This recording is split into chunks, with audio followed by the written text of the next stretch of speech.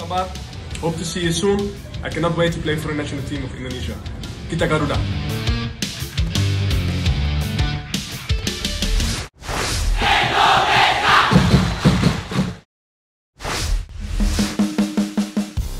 Pres ditandatangani Jokowi, Sein Patinama segera jalani sumpah WNI.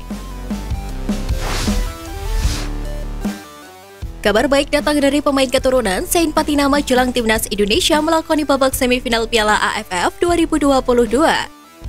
Sebagaimana diketahui, Sein Patinama merupakan satu dari 3 pemain keturunan yang menjalani proses naturalisasi.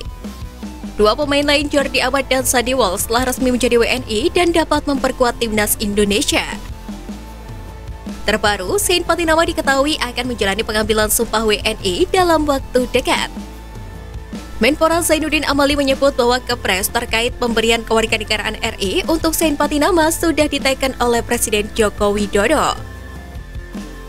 Kepres tentang pemberian kewarganegaraan RI untuk Sein Elian J. Patinama sudah ditandatangani oleh Bapak Presiden Joko Widodo.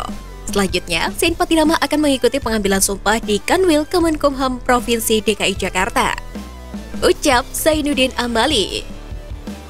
Dengan kabar baik tersebut, artinya Sein Patinama akan menjalani tahap terakhir dari proses naturalisasinya, yakni pengambilan sumpah WNI. Setelah itu, pemain keturunan Indonesia Belanda itu tinggal menunggu perpindahan federasi sebelum memperkuat timnas Indonesia.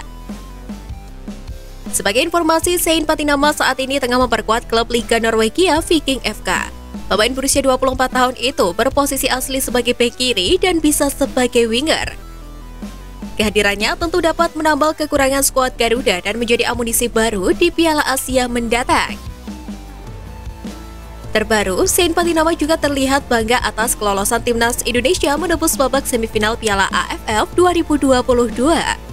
Hal itu diketahui lewat unggahan story Instagram pribadinya.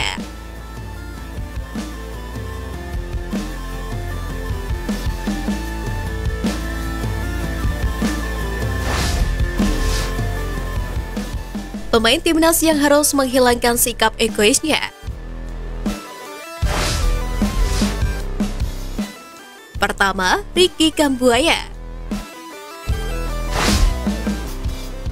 Ricky Kambuaya menjadi pemain yang paling disorot warganet di laga antara timnas Indonesia versus Filipina. Kambuaya dinilai terlalu egois di laga tersebut.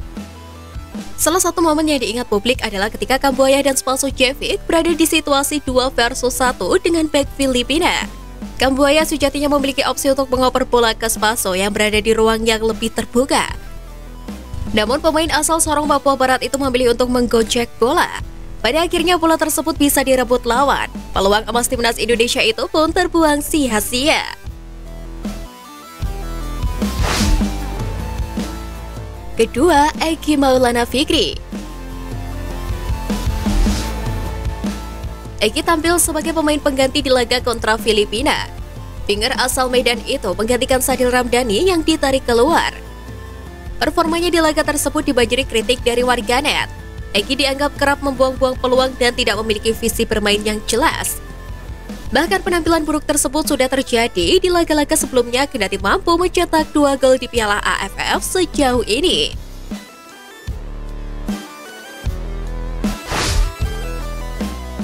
Ketiga, Sadil Ramdhani.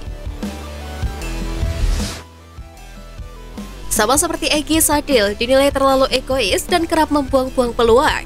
Pemain berpostur 170 cm itu dinilai lebih memilih menggocek-gocek bola dibandingkan mengoper bola ke rekan setimnya yang memiliki ruang lebih terbuka. Hal itu juga Sadil tunjukkan di laga-laga sebelumnya.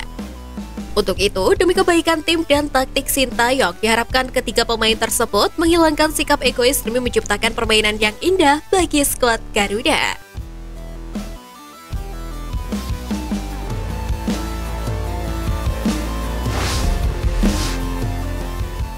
Hadapi timnas Indonesia di semifinal, Pak Hang-seo tunjukkan sikap berkelas.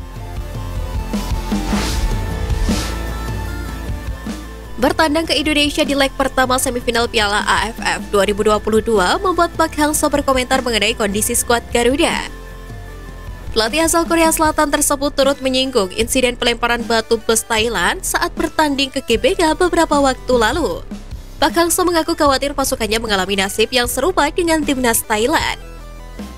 Namun dia juga berharap hal tersebut tidak akan terjadi lagi mengingat rivalitas hanya terjadi di atas lapangan. Kami juga tahu bahwa setiap turnamen akan ada penggemar yang gila, bahkan hooligan. Saya tidak tahu persis seperti apa situasi tim Thailand, tetapi jika demikian, Vietnam perlu mengangkat masalah ini saat pergi ke luar negeri. Tim tandang membutuhkan perlindungan di Indonesia dan mereka datang ke Vietnam. Kami akan memiliki tanggung jawab untuk melindungi mereka. Ucap Pak Hang-seo dikutip dari Tan Nien. Pak Hang-seo menambahkan bahwa Federasi Sepak Bola Vietnam atau VFF sudah memiliki persyaratan untuk memastikan keamanan pemain dan semua tim tamu lainnya saat bermain di luar negeri. Di lain sisi, timnas Thailand sejatinya bukan datang tanpa pengawalan. Ada satu unit mobil patroli yang ikut mengawal dalam perjalanan, namun tetap saja proteksi terhadap tim tandang di Jakarta terhitung minim. Selain itu, oknum supporter tidak bisa diprediksi kapan mulai beraksi. Untuk itu harapannya kepada supporter timnas Indonesia tetap beri dukungan yang positif. Dengan target juara yang digemakan oleh Sintayong, harapannya skuad Garuda juga mampu mengevaluasi setiap kekurangan di laga sebelumnya.